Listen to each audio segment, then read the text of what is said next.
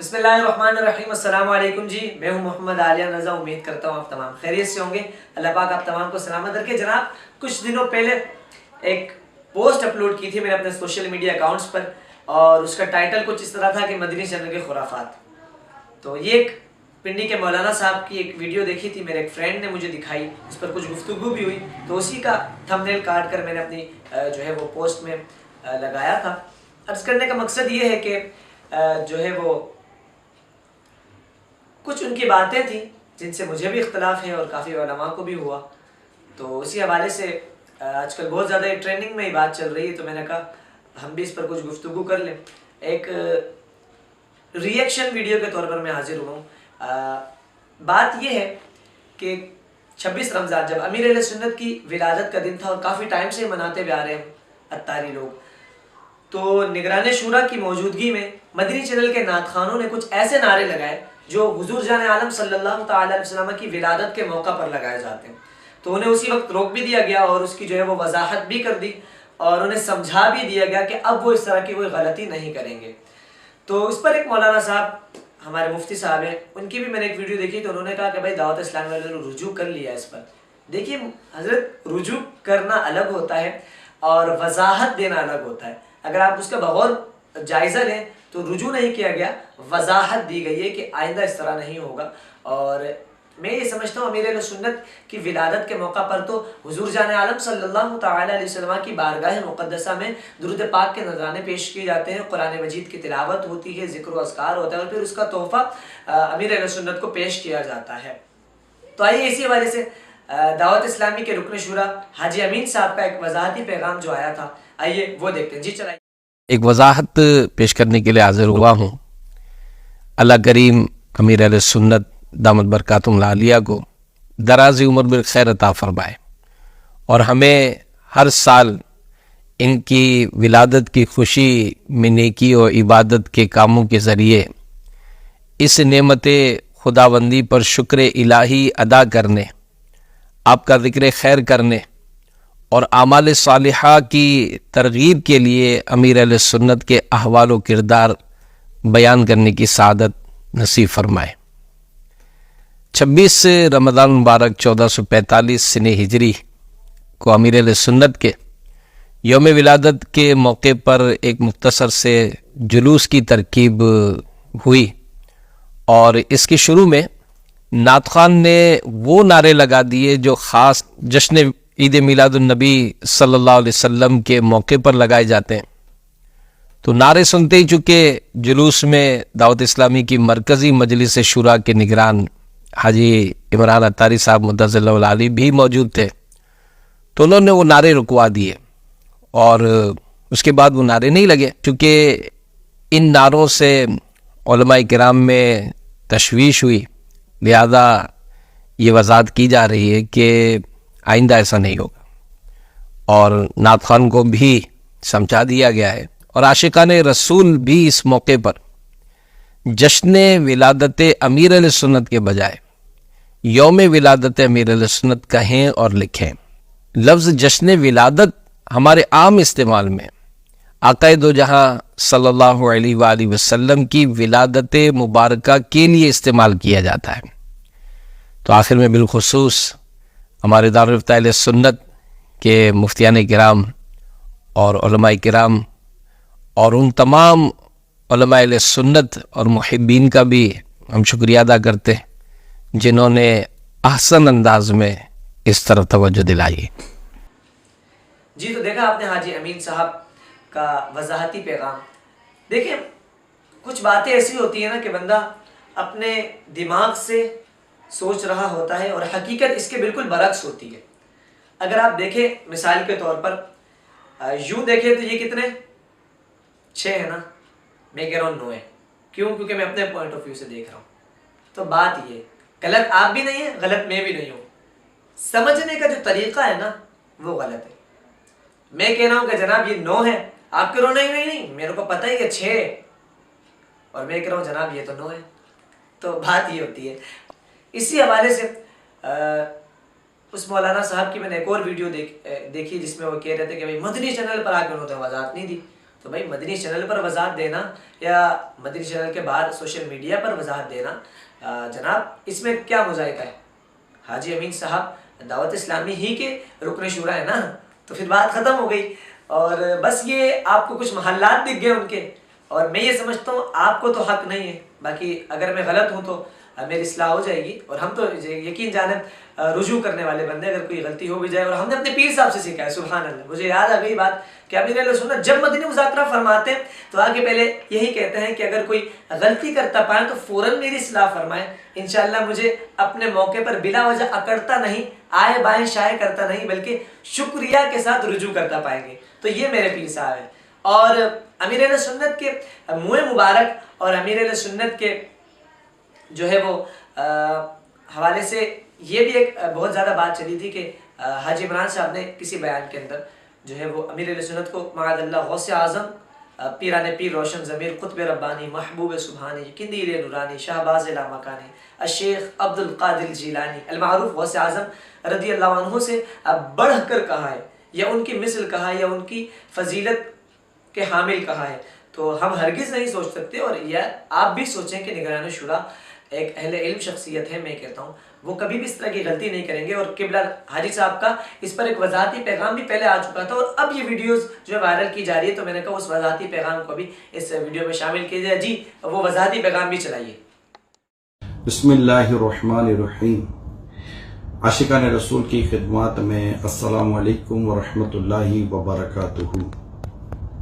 مجھے دو وضاحتیں کرنی تھیں.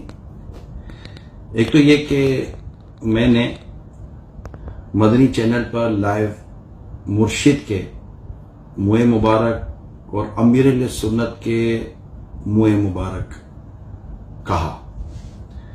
اس پر بعض عاشقان رسول کو تشویش ہوئی، اور ان کے خیال کے مطابق منہ مبارک صرف رسول کریم صلی اللہ تعالی علیہ وسلم کے بال شریف کو ہی کہنا چاہیے. جن عاشقان رسول کو میرے الفاظ سے تشویش ہوئی، میں ان سے معافی کا طلبگار. مجھے اللہ کی رضا کے لیے معاف فرما دیں. تاہم یہ عرض کرتا چلوں کہ فارسی میں بال کو منہ کہتے ہیں، اور کسی بھی بزرگ کے بال، یعنی کسی بھی بزرگ کے بال شریف کو اس بزرگ کا نام شامل کر کے منہ مبارک کہنے کو میری ناقص معلومات کے مطابق کسی بھی مفتی صاحب نے اب تک ناجائز نہیں کہا. میں ایک مثال دیتا ہوں. اگر کسی نے غوث پاک رحمت اللہ تعالی علیہ کے بال شریف کو غوث پاک کے منہ مبارک کہا تو اس میں شرعاً کوئی حرج نہیں. دوسرا، میں نے اپنے کسی مدنی چینل کے لائیو سلسلے میں بیان کے دوران امیر سنت کی جو دینی خدمات بیان کی ہیں، تو ان خدمات کو غوث پاک رحمت اللہ تعالی علیہ کا فیضان قرار دینے کی نیت سے بعض کلمات کہے، اور غالباً میں الفاظ کا صحیح چناؤ نہ کر سکا. اس کی وجہ سے کچھ عاشقان رسول کو اشتباہ ہوا، اور یہ تاثر لیا گیا کہ معاذ اللہ میں اپنے پیر کو سرکار غوث اعظم رحمت اللہ تعالی علیہ کے برابر ثابت کرنے کی کوشش کر رہا ہوں. ولا حول ولا قوت الا باللہ. میں کبھی خواب میں بھی اپنے پیر کو غوث پاک کے برابر نہیں کہہ سکتا.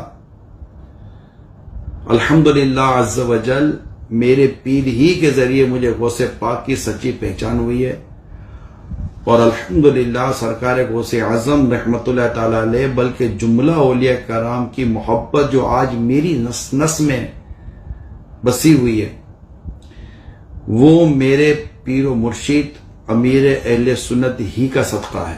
اگرچہ میرے مذکورہ بیان میں کسی نے شرعی غلطی کی نشاندہی نہیں کی، تاہم اس معاملے میں چونکہ کچھ عاشقان رسول کو تشویش ہوئی ہے، لہذا ان سے معذرت کا طلبگار ہوں. دعوت اسلامی